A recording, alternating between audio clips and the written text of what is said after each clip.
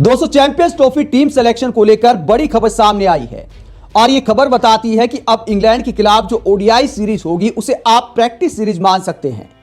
Champions trophy series selection से उसका कोई लेना देना नहीं होगा, क्योंकि आईसीसी ने साफ बोल दिया है कि 12 जनवरी तक हर देश को अपना 15 सदस्यों का दल अनाउंस करना होगा कि ये हमारे 15 खिलाड़ी हैं चैंपियंस ट्रॉफी के लिए। हालांकि 13 फरवरी तक आप उसमें बदलाव कर सकते हैं। टीम आपको बतानी पड़ेगी 12 जनवरी तक। तो अब 12 जनवरी तक टीम अगर घोषित हो जाती है, करनी पड़ेगी जाहिर तौर पर, तो यह साफ हो गया है कि जो पास्ट का रिकॉर्ड है, जो पुराना रिकॉर्ड है, उसके आधार पर ही खिलाड़ियों का सिलेक्शन किया जाएगा। तो भारत के आखिरकार कौन से 15 खिलाड़ी हो सकते हैं, मेरा अनुमान मैं आपको बताता हूं। अगर आपको लगता है कि इसमें कोई बदलाव हो सकता है और किस खिलाड़ी को शामिल करना चाहिए, तो उसके आधार पर आप भी बता सकते हैं। तो बात करते हैं बल्लेबाजों से, शुरुआत करते हैं। 5 बल्लेबाज मुझे सीधे तौर पर दिखाई देते हैं। कप्तान रोहित शर्मा, शुभमन गिल, जायसवाल। हालांकि जायसवाल ने अब तक ज्यादा वनडे मैच नहीं खेले हैं, लेकिन जैसा उनका फॉर्म है, सभी फॉर्मेट के प्लेयर हैं, इस बात में कोई दो राय नहीं है। तो हो सकता है बल्लेबाजी को मजबूत करने के लिए इस बार जायसवाल को मौका दिया जाए। तो ऊपर के 3 बल्लेबाज हो गए, कप्तान रोहित शर्मा, शुभमन गिल, जायसवाल, उसके बाद विराट कोहली और उसके बाद श्रेयस अय्यर। तो ये 5 शुद्ध तौर पर बल्लेबाज टीम का हिस्सा होंगे, इस बात की पूरी उम्मीद है। इसके बाद आते हैं 2 विकेटकीपर बल्लेबाज, केएल राहुल और ऋषभ पंत। केएल राहुल शानदार फॉर्म में थे, इस बात में कोई दो राय नहीं कि ओडीआई वर्ल्ड कप में उन्होंने अच्छा प्रदर्शन किया था।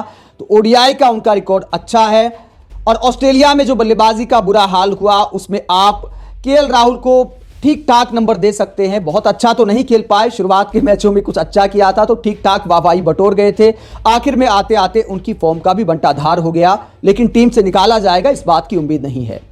तो 2 विकेटकीपर बल्लेबाज हो गए, केएल राहुल और ऋषभ पंत। 7 खिलाड़ी यहां तक हो चुके हैं। अब आते हैं स्पिन गेंदबाज कि आखिरकार किन स्पिन गेंदबाजों को टीम में शामिल किया जाएगा। तो स्पिन गेंदबाजों में नंबर आता है कुलदीप यादव, ओडीआई के परमानेंट मेंबर हैं। इसके अलावा रविंद्र जडेजा और अक्षर पटेल दोनों को शामिल किया जा सकता है, क्योंकि दोनों ऑलराउंडर टाइप के गेंदबाज हैं, बीच के ओवर्स में रन रोकने का काम करते हैं और विकेट भी निकालते हैं, बल्लेबाजी को भी मजबूत करते हैं। ऑफ स्पिनर की बात करें तो चूंकि ज्यादा स्पिनर इसलिए रखे जा सकते हैं क्योंकि दुबई में पिच जो है स्पिन गेंदबाजों को मदद करती है। तो वॉशिंगटन सुंदर मुझे लगता है कि ऑफ स्पिनर हो सकते हैं, वो भी ऑलराउंडर टाइप के खिलाड़ी हैं और टीम को मजबूत करते हैं। तो ये 4 स्पिनर टीम इंडिया के जा सकते हैं। अगर इसमें कुछ बदलाव होता है तो मुझे लगता है कि उसमें रवि बिश्नोई का नंबर कहीं ना कहीं आ सकता है, हालांकि बदलाव की उम्मीद कम है। तो कुल मिलाकर अब तक 11 खिलाड़ी हो चुके हैं 15 में से। अब आता है फास्ट बॉलिंग ऑलराउंडर, वहां मुझे लगता है कि अकेले हार्दिक पांड्या हो सकते हैं। तो यहां पर 12 खिलाड़ी हो चुके हैं, 3 बाकी खिलाड़ी होंगे, 3 तेज गेंदबाज, जिसमें अर्शदीप सिंह का सिलेक्शन तकरीबन पक्का है। उनका अच्छा खासा प्रदर्शन रहा है तो उनको बाहर करने की कोई वजह दिखाई नहीं देती। दूसरे तेज गेंदबाज हो सकते हैं मोहम्मद सिराज। जिस तरह आपने देखा होगा कि टेस्ट सीरीज के बाद हेड कोच गौतम गंभीर ने मोहम्मद सिराज की तारीफ की थी, वो दिखाता है कि मोहम्मद सिराज पर टीम मैनेजमेंट को पूरा भरोसा है। ओडीआई में उनका पिछला जो प्रदर्शन है वो शानदार भी है, तो मोहम्मद सिराज के बाहर होने की भी कोई वजह नजर नहीं आती। अब एक जगह बचती है तेज गेंदबाज की। आप कहेंगे कि यार अब तक टीम इंडिया के सबसे बड़े खिलाड़ी का नाम तो लिया ही नहीं। हालांकि बड़े बड़े खिलाड़ियों का नाम मैं ले चुका हूं, लेकिन आज की तारीख में अगर भारत का कोई सबसे बड़ा खिलाड़ी है तो उसका नाम है जसप्रीत बुमराह। दोस्तों, जसप्रीत बुमराह खेल पाएंगे या नहीं, मुझे लगता है कि बहुत मुश्किल है चैंपियंस ट्रॉफी में जसप्रीत बुमराह का खेलना। तो जसप्रीत बुमराह अगर नहीं होते हैं तो हो सकता है इस बार मोहम्मद शमी का नंबर आ जाए। तो आप जसप्रीत बुमराह और मोहम्मद शमी में से एक मान सकते हैं कि चैंपियंस ट्रॉफी में शामिल हो सकता है। अगर जसप्रीत बुमराह नहीं खेलेंगे तो इस वक्त विजय हजारे ट्रॉफी खेल रहे हैं मोहम्मद शमी, और एक वीडियो भी पोस्ट किया है मोहम्मद शमी ने। मोहम्मद शमी के इस वीडियो में उन्होंने बताया है कि चोट के बाद किस तरह उनका चोट से उबरने का सफर रहा है। शुरुआत में इंजरी के कुछ वीडियोस दिखाते हैं, उसके बाद रिहैब के वीडियो दिखाते हैं, उसके बाद जो उन्होंने सैयद मुश्ताक अली ट्रॉफी खेली थी या विजय हजारे ट्रॉफी खेल रहे हैं, बल्लेबाजी गेंदबाजी सबके वीडियो दिखाकर एक तरह से उन्होंने सेलेक्टर्स को संदेश दिया है कि भैया मैं तैयार हूं।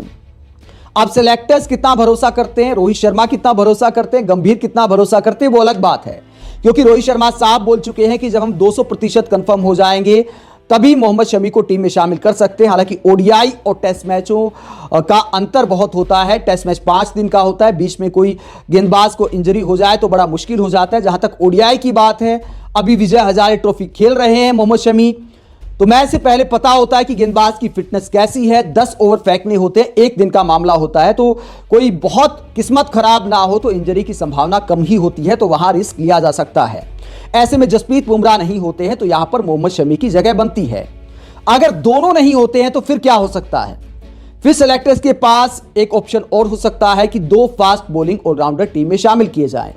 वहां पर अगर पिछली सीरीज की बात करें तो शिवम दुबे खेले थे लेकिन कोई खास प्रदर्शन नहीं कर पाए थे। शिवम दुबे की बजाय मुझे लगता है कि नीतीश रेड्डी पर हो सकता है सेलेक्टर्स इस बार भरोसा कर लें।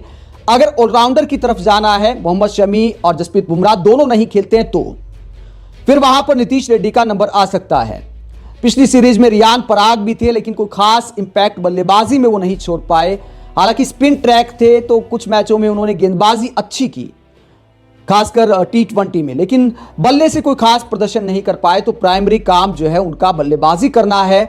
और जब 15 सदस्यीय दल है, सभी बड़े खिलाड़ी हैं, सभी बड़े नाम हैं, जो नाम मैंने आपको बताए उसमें से किसी को बाहर करने की गुंजाइश दिखाई नहीं देती, तो मुझे नहीं लगता कि रियान पराग की यहां पर जगह बनती है। तो ये 15 सदस्यीय दल मुझे दिखाई देता है। आप इसमें क्या बदलाव देखते हैं?